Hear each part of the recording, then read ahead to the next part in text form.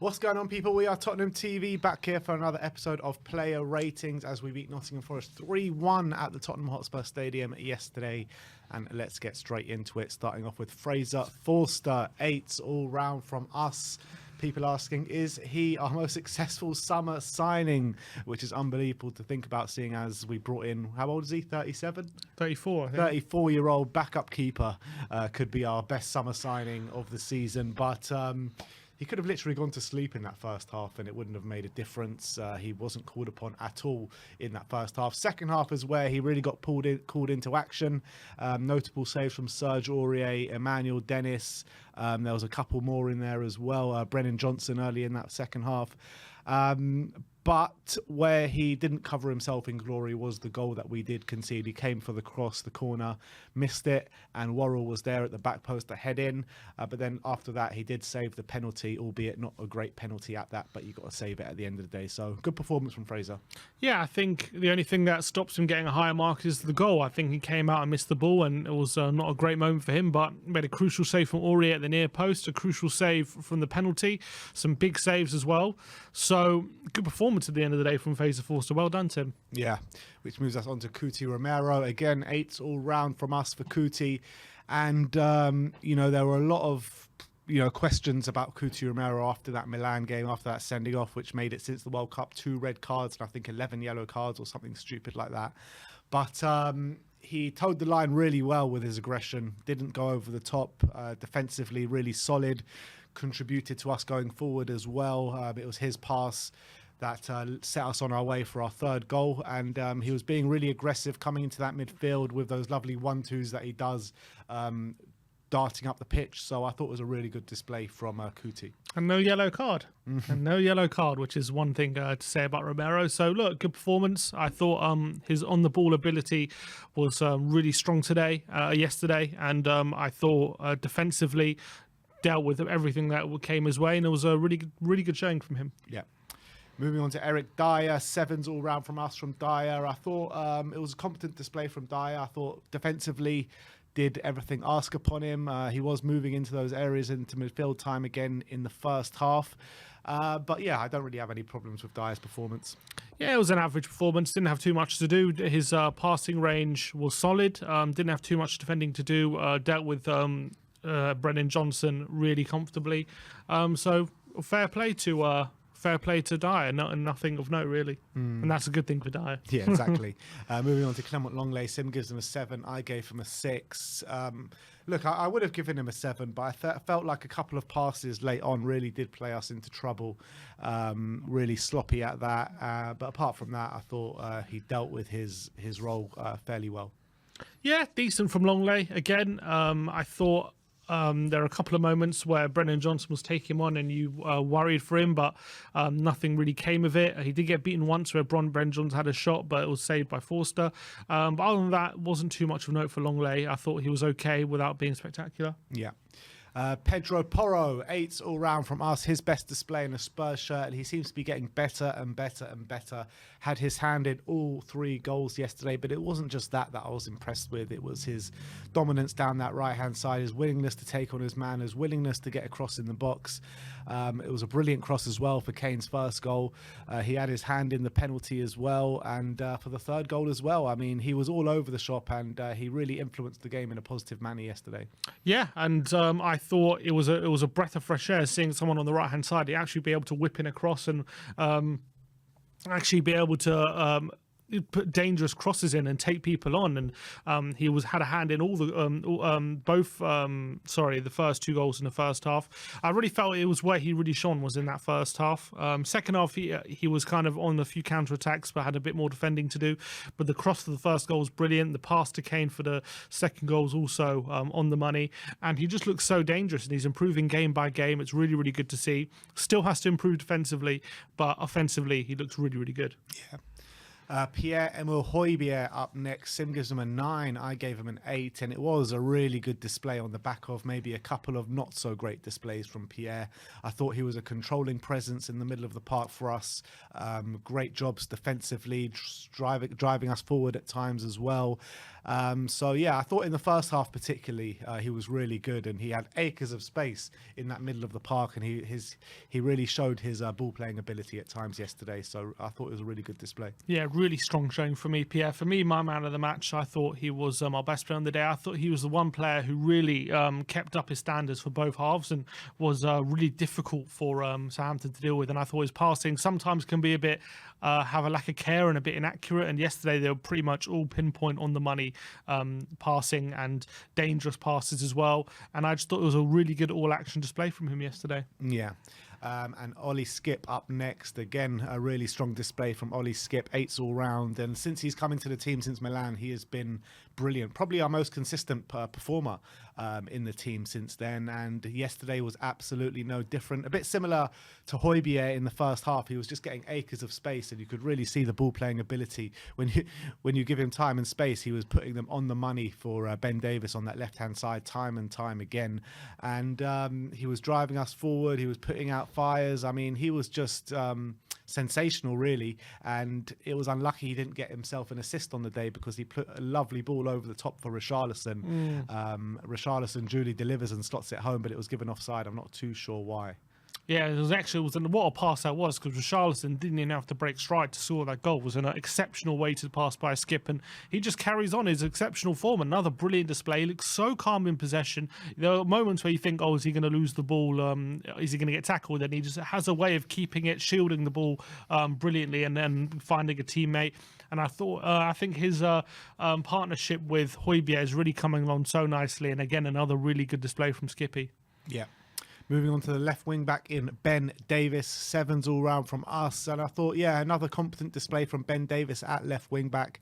I think he's definitely showing more solidity there than the likes of Ivan Perisic. And look, he had his hand in one of the goals where he just slid it in. Well, he just slid down and found Pedro Porro, and he crossed it in for Harry Kane, and that set us on our way.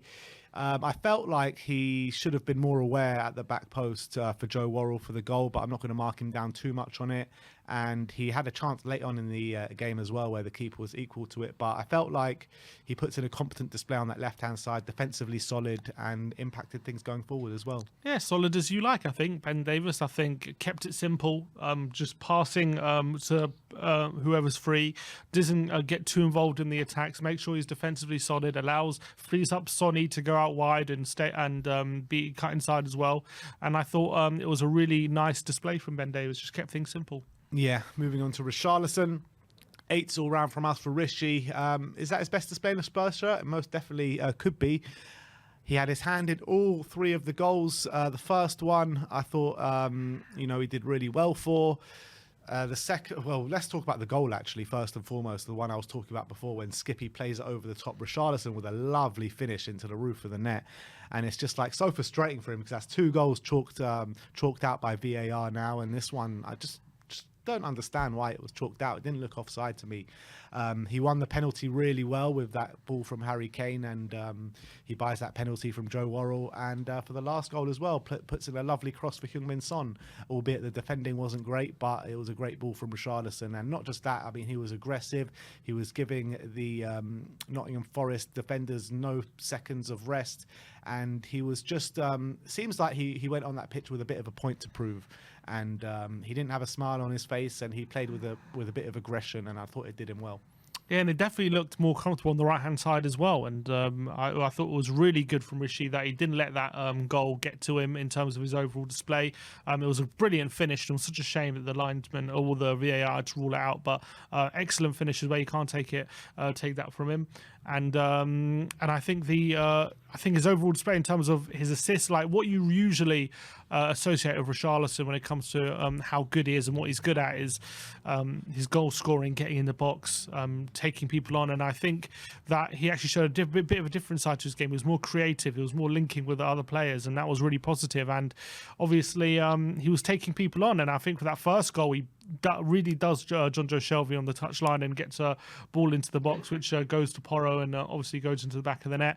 And for the third goal as well, really nice ball to Son, who was able to take a touch and score a really good play from Richarlison. I thought overall he was a menace throughout.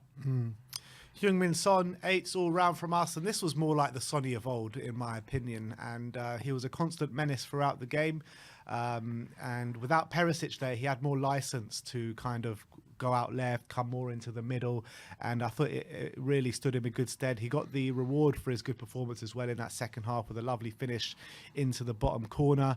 And he also had a few shots saved, a few shots blocked, and he also, I think it was him that teed up Ben Davis for that late chance towards the end of the game as well. So Sonny was definitely back at it, and I think it's clear to see now that when Perisic does play, it does kind of hamper Sonny a bit.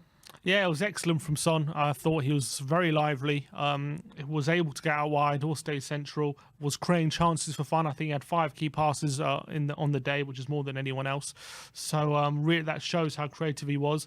And obviously, he scored a brilliant goal. And despite all poor defending from Nottingham Forest, you have to say his ability to take a touch and on his left foot, clinical finish. You know that Son in those positions can be so devastating, and he showed that again.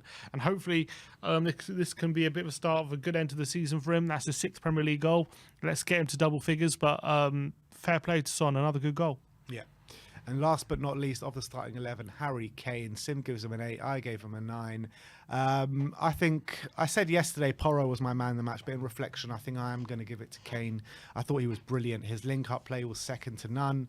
Obviously, it was his header that set us on our way. Brilliant header, won it up with that Pedro Porro cross. Slots the penalty really well as well. Sent the keeper the wrong way, the roof of the net down the middle.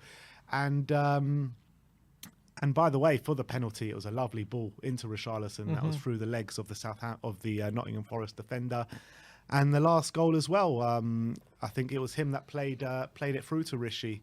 That cross, was it him that played it through? No, Romero did. Played it through. But I thought Harry Kane was absolutely brilliant with his link-up play, spraying the ball left and right, involved in everything that was good for Spurs going forward. And another physical and dominant display from Harry Kane. Yeah, I thought it was the perfect hybrid of playmaking and being a pure number 9 in the box. And I think he showed the best of both worlds yesterday. And when he's in that kind of mood, he's irresistible. And I thought he was really on top of his game yesterday. Showed those predatory instincts with the brilliant header and a really good finish from the penalty spot. But also his playmaking ability, playing that through ball to Richarlison to win the penalty and setting up numerous chances from the wings as well. So I thought he linked up really well with Porro and really well with the front 3. So brilliant display from Harry Kane, and hopefully he carries on like this. And last but not least, Antonio Conte. Sim gives him an 8. I gave him a 7. I think he had a big job, a big task on his hand to get the heads up of the Spurs players after the week that they've had. And I think he delivered with that. After the words of with Richarlison in the week, I thought he handled that situation well with putting him straight in, and the performance that Richarlison showed. I thought maybe we could have made a few changes a bit earlier as per usual, but I'm not going to knock him down too much on that because we win the game 3-1. But you got to say that Nottingham Forest were definitely very poor on the day, which played into the fact that Spurs were so dominant in the day. But don't take anything away from the performance, because I thought it was really good. So big up Antonio. Yeah, the biggest frustration is he waited 5 minutes until the end again to start making changes. I'm not really sure why he waited so long to make these changes, but I have to say I thought he managed that Richarlison situation really well. We needed a reaction to going out to Milan and make sure that the season doesn't start to peter out, because we want to get back in that top 4, even though it's not what everyone truly wants, but at least there's something to aim for. And I think that he managed the game really well. I want him to see him use his squad a bit more, and I feel bad for people like Dan Juma, who isn't getting a look in at the moment, but Yeah, I thought there's a few situations that he managed well yesterday, and I think the game he managed well. All right, so there you have it. That is our player ratings for the 3-1 win against Nottingham Forest at the Tottenham Hotspur Stadium yesterday. Let me know what your thoughts are on our ratings, and let me know your ratings as well in the comment section below. Like, subscribe, and comment. And as always, come on, you Spurs.